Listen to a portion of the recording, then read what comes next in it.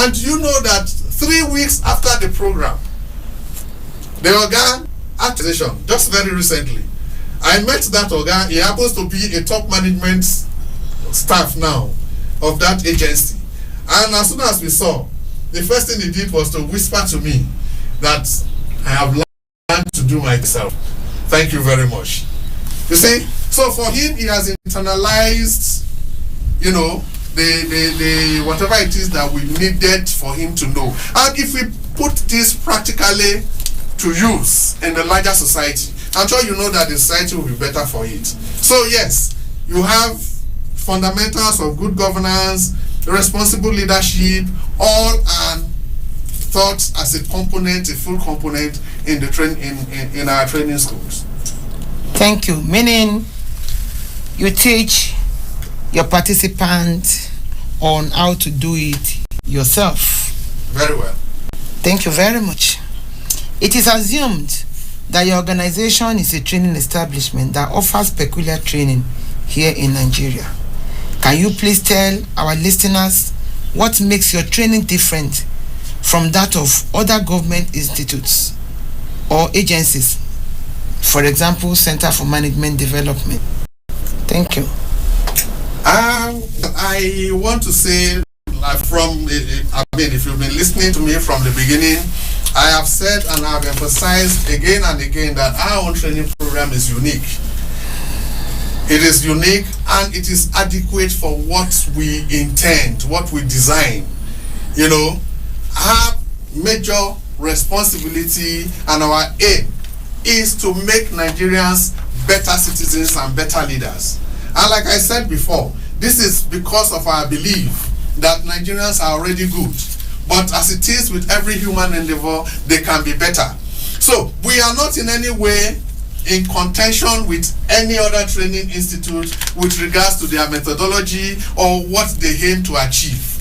We are quite, you know, we are aware of what we hope to achieve, and that is exactly what we focus on.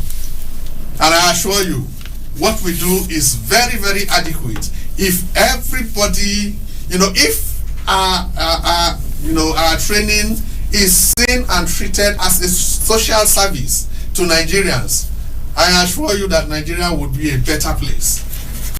Thank you very much. As the director of training, what efforts have you been able to put in place to ensure your training program is embraced by the general public? Because you have different types of training. You have the online training, you have the mobile training. What efforts have you been able to put in place as the head of that department to make the training program embraced by the general public? Yes, thank you very much, Tonya. Embracing anything at all is dependent on your awareness of the existence of that thing. So first, yes, we make efforts, you know, we make effort at all levels of the center, you know, from the head office, the headquarters, where of course I have my office along with other top management staff, to the training schools. Make efforts to reach out to the Nigerian public as much as possible for them to know that this is and all that. One of course, we are in the studio now. This is an enlightenment program. You know, this is one of the efforts that is being made to reach out to Nigerians to ensure that there is a program. But again, I want to say that, you see, if, like I said earlier, this program, the training is seen and treated as a social service to Nigerians, compulsorily you must go for this program in the course of maybe as you go through any of the and so on and so forth. If it is made compulsory and it has that legislative backing, I assure you that, you know, it will be embraced the more. But right now, there are schools in this country that would not appoint their leaders, their prefects, without the senior students all first coming for this training. Now the schools rely on the reports that is generated from the training schools with regards to each of those individual trainees, for them to pick their prefects from amongst the course participants. That is how highly some of these schools, including tertiary institutions, recognize and treat the center. Again, the security agencies, you cannot go through the security agencies as a senior officer without necessarily, compulsorily passing through the center. I tell you something, during the COVID year in 2020, for instance, while every other activities in the country were grounded, the top security agency in this country had to write to the presidency for waiver, to be allowed to allow their trainees, their officers who were in training at the time, to go to our training school, because it is a compulsory part of their training. So yes, people embrace us very, very well, and we still try our best to create the necessary awareness, for more people to get to know about our existence and to embrace us the more. Thank you very much.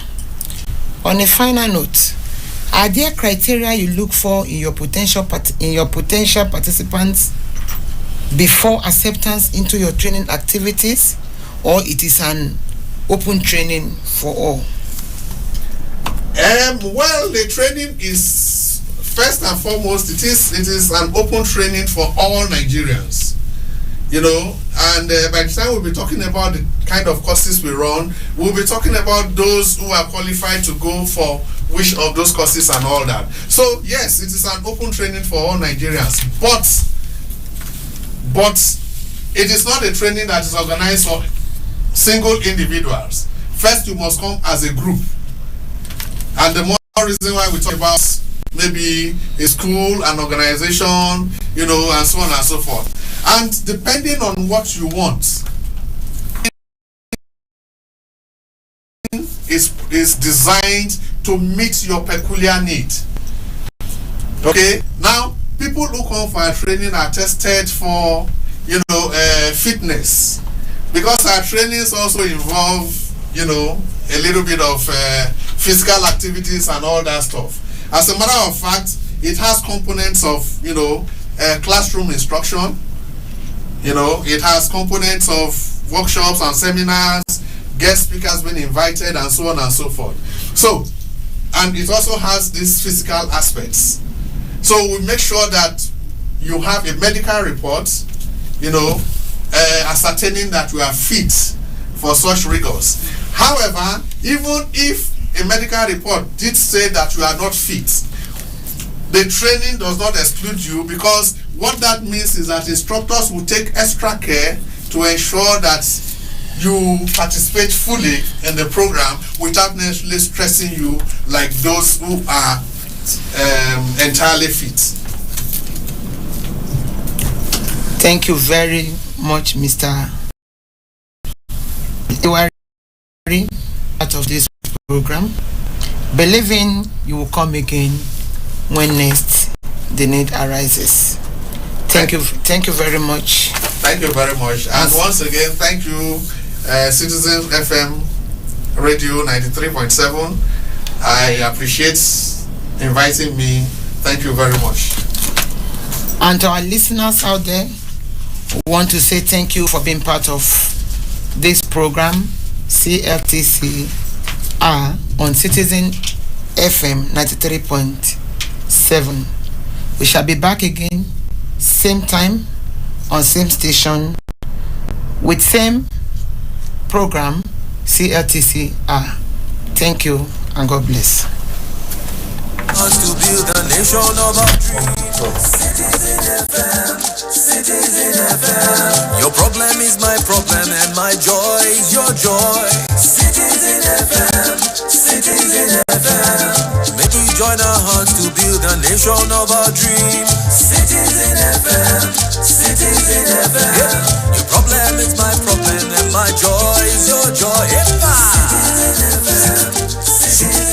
Siki.